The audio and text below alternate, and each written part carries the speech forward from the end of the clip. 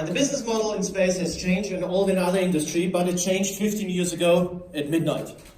And we were all sleeping. Yeah? At least I was sleeping. Yeah? I was still in my previous job as head of commercial development for human spaceflight. So I pretty know what you're discussing. So ESA hired me in at that time to help them with commercial stuff. And we're still struggling. That is my feeling. Our startup companies are not struggling, but they're struggling with other things, how we sell the stuff. So therefore, I want to speak very quickly with a few of our startups and with the view of the business model perspective.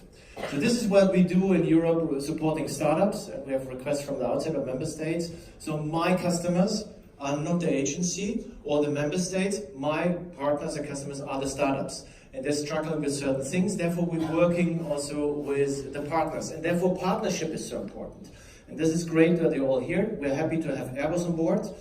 Because when you want to do more commercial stuff, you need the right partners to elaborate on that. Using that, NANREX goes that route. You're helping startups getting access. The Irish have a very nice saying. They say, on the shoulders of the giants you see further. The only thing what we sometimes forget, that we let the startup companies climbing on our shoulders. And therefore, the partnership is so important, at least what I hear from the startup companies, because they have an idea, but they cannot really develop it because they do not have the right access and the right support. Therefore, when we're looking also, when we speak about commercial platforms, this is the end product, but we have to see how we get our pipeline full. And this is not my drawing, it's an old drawing of the innovation funnel, super old, I copied it, which is totally legal. We have to start with idea generation. We speak with the exploration master, what we can do in terms of exploration. The same we do for satellite navigation. The same we do for Copernicus. So we have to grab in the audience, which is not the space family, so not the Adams family. We have to create out of there new ideas, and then we have to see, can we do a business out of it, similar like Made in Space, accelerate, incubation. These are some of the things. So at the end, I would say where we have the green one would be really the demonstration and the use of the platform on the ISS or other platforms. So I think we should also look very much in the yellow field and the red field to helping them driving the business, because we support around 700 companies in the past. None of them, maybe beside two, had a technology problem. They had all a business model problem, and this is where we have to help them.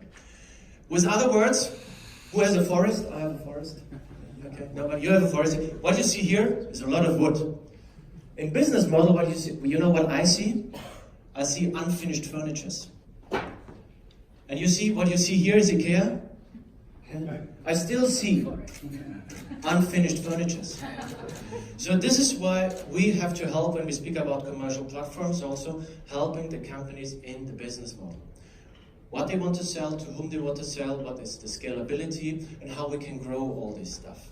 So it will not work if we're only looking to hardware, power, launching kilograms, and so on.